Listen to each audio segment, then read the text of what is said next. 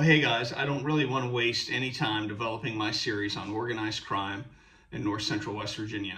My first video in this series, which I posted yesterday, I talked about a man named Vito Corby, his sons, and some of their associates in the Clarksburg, West Virginia, Fairmont areas, with Vito being a confectioner based out of Baltimore. His shop was a front for a large moonshine manufacturer organization operating there in Appalachia. I didn't mention that some of the early leaders of this group were actually refugees from the Chicago area and what was becoming the Capone organization, and I believe there was another Italian and an Irish organization there. The reason Clarksburg would be essential in this is that they were on the B&O Railroad due west of Baltimore, but also conveniently located to the Ohio River and into the Midwest.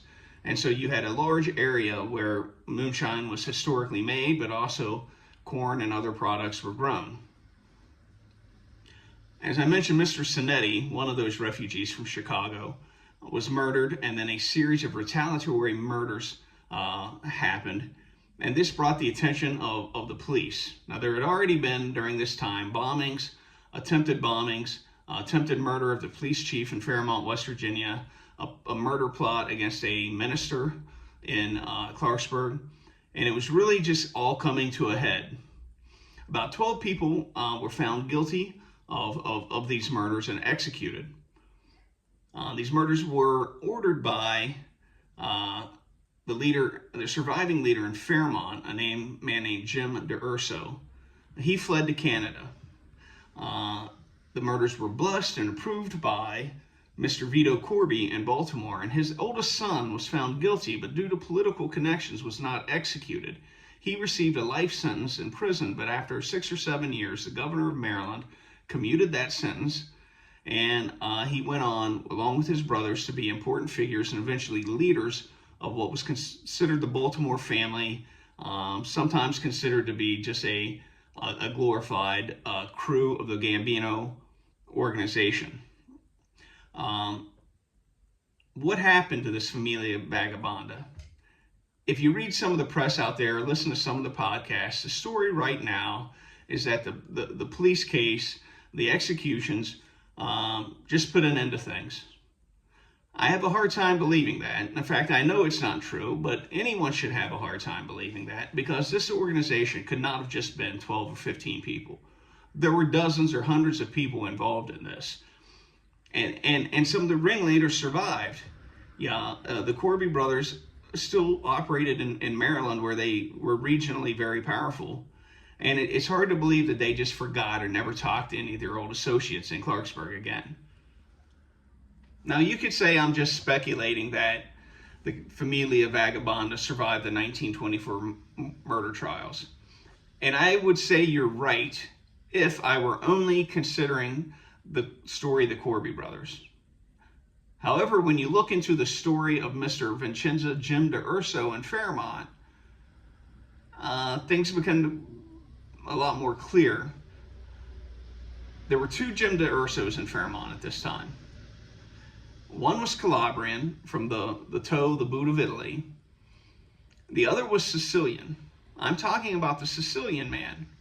However, he did marry a Calabrian woman, and through that marriage became in-law to a family in Fairmont with the last name Repepi.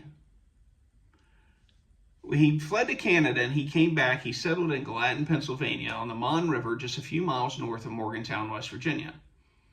And his son married one of the Quattrone girls there.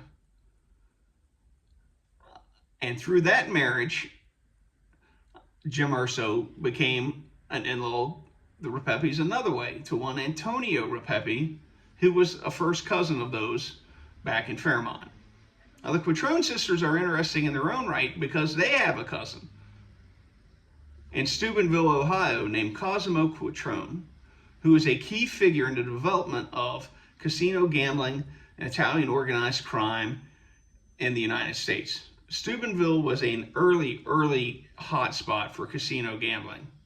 A lot of the techniques and a lot of the talent developed there was later taken and invested into Las Vegas, along with all that money that was earned. That's a subject of its own video. But I'll just say that Dean Martin of the Rat Pack, along with Frank Sinatra and others, was from Steubenville, Ohio. That's how big that relationship was. And Mr. Repepe, in his own right, became one of the most powerful and arguably the most powerful figure within the Pittsburgh Mafia family. So what am I trying to say here? Just say it straight up. I believe the Famiglia Vagabonda passed through Jim Urso and was essentially inherited by Antonio Repepe and became one of the largest factions within the Pittsburgh Mafia. Repepe was very close to the Corby brothers in Baltimore. In fact, around 1962 or sometime in that era, Repepe visits Frank Corby in Baltimore, who had become the boss of the Baltimore family, if you will. And they're at a poker game and some sort of dispute broke out, and Mr. Corby tells Repepe, shoot this guy. And Repepe does. Obviously, Repepe had some sort of respect for Corby through Jim Urso, and probably going back to the Famiglia Vagabonda. You could say I'm speculating on that, but I can keep coming with proof, and I'm going to. But as a side note, Mr. Repepe's son was in medical school at the time and testified in the trial. My dad was visiting me that weekend. He wasn't in Baltimore. And Repepe skated. Antonio Repepe was also very close to a person named Giuseppe Joseph Pendilli. This guy deserves his own video. But real quick, he shows up in the Grafton area in 1914 where he allegedly kills someone because they refused to join the mafia there. That would have only been the Famiglia Vagabonda. And to prove that, I'm going to bring up another event with Mr. Pendilli. A few years later, Mr.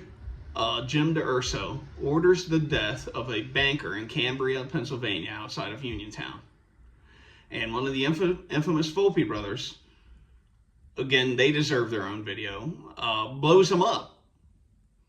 And this Volpe guy runs to Pendilli's house and hides out there for several months from the law. Again, very close to Mr. Repepe. A lot of what we know about Mr. Pendilli came from his son, who became an informant, I think, in the 1960s, 1970s, while working for James Tripodi and Cosimo Quattrone in Steubenville. He ran a strip club for them. And he testified, Repepe and my father are very, very close, and they have been for a very long time. Mr. Pendilli also backed a John Bazzano to be boss of Pittsburgh in the early 1930s. John Bazzano's daughter married Repepe's son. And then, icing on the cake, Repepe was deported in 1931 for selling heroin. Again, a lot of people were injured in the mines and whatnot, and the mafia was right there, or organized crime was right there to provide them with illicit painkillers. When he comes back into the United States, is caught burglarizing somebody, spends a couple years in prison, and is deported to Argentina in 1947. 1948, Antonio Repepe visits Buenos Aires, goes to see Pendilli. Now, that would only have happened if there was some sort of transfer of power or something really needed to be said that they did not trust to writing, did not trust to a courier, did not trust to the telephone. That right there, I think, pretty much seals the deal. Antonio Repepe inherited the remains of the Famiglia Vagabonda, and it survived as one of the most powerful factions within the Pittsburgh Mafia. I want to wrap this up and bring everything closer in time to us and make it relevant to Clarksburg, West Virginia again. Mr. Bazzano, who got his start in West Virginia, came to power in Pittsburgh, and during this time, he had a driver/bodyguard who was one of the Manarino brothers. The Manarino brothers caught his attention, and he kind of promoted them, and they became very powerful in their own right, became captains in the Pittsburgh Mafia, probably equal to Repepe. They were based out of New Kensington, Pennsylvania, which at one time was one of the largest clearinghouse for laying off bookmaking bets in the United States. They also seem to have an agreement with Art Rooney, founder of the Pittsburgh Steelers, who had a large Irish mob operation running on the north side of Pittsburgh, where they would lay off his bets or move his bets through them, and eventually through Wheeling and Mr. Paul Hankish there. Now, in 1976, Joe Schaefer Sr., reputed mob boss of Clarksburg, was murdered, allegedly at the direction of his rival mob boss, Carl Lee Gallo. And just a few days after this, there was a meeting at Out of the Way restaurant in Pennsylvania involving three very interesting people. Paul Hankish of Wheeling, I think Kelly Manarino, New Kensington, Pennsylvania, and Antonio Repepi of Monongahela of Pennsylvania. Repepi at that point had allegedly been retired for 20 years, or at least 15. Why was he showing up again? He told the FBI years ago that he was entirely legitimate anymore. Was it a coincidence that this meeting happened just a few days after Joe Schaefer was killed, or did they need his opinion on something? Did he have some insight into what was going on in Clarksburg and the history there that they needed to draw on? I'll leave that for you to decide. Have a blessed evening, day, whatever time it is that you're listening to this, and hope to follow up with us with more interesting facts on organized crime in Clarksburg and North Central West Virginia. Holler at you later.